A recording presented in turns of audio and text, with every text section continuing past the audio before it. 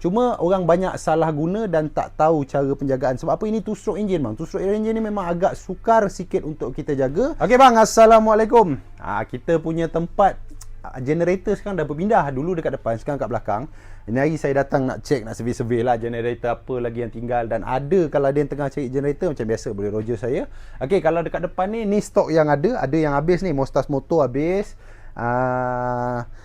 Tokuden pun habis. Kita tunjuk apa yang ada dululah. Okey, dekat depan ni ada EC2500CX. Yang ini 2000 watt, keluaran daripada Benma, 4 stroke engine. Cuma yang ini normal generator, bukan inverter bukan inverter. Inverter yang jenis silent. Yang ini normal. Harga pun murah. Yang ini harga dalam bawah 1000 lah. Bawah 1000, bawah 800, bawah 900 macam tu. Memang sangat murah. Yang ini yang jenis two stroke ni. Yang ini. Yang ini yang dulu jadi kegilaan ramai. Sebab apa? Dia punya harga murah. Lepas tu dia boleh hidupkan lampu, boleh pasang kipas kan. Cuma orang banyak salah guna dan tak tahu cara penjagaan. Sebab apa? Ini two stroke engine bang. Two stroke engine ni memang agak sukar sikit untuk kita jaga.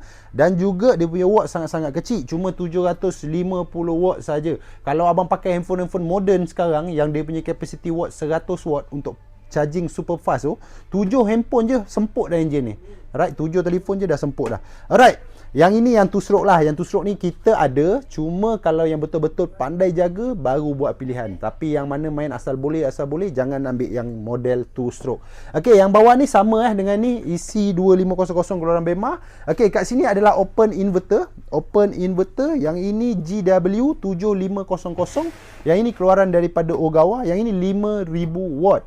Okey, dia punya coding je GW7500i, tapi 5000 watt. Yang ini open inverter. Alright, open inverter ni dia punya running system lebih kurang macam inverter silent, cuma perbezaan daripada segi bunyi. Okey, perbezaan daripada segi bunyi. Untuk tangki capacity model ni 15 liter. Boleh dikatakan besar juga untuk inverter, sebab inverter jarang ada engine ada tangki yang sebesar 15 liter. Yang ini open inverter. Running system sama macam inverter, cuma dia bising sedikit. Okey, kita pergi dekat bawah pula. Bawah ni ada SR6500IS. Yang ini silent inverter.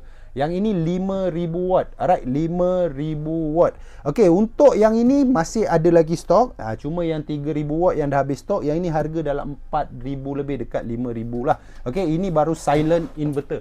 Next, kita pergi kepada yang ini normal generator. Normal generator GW2500.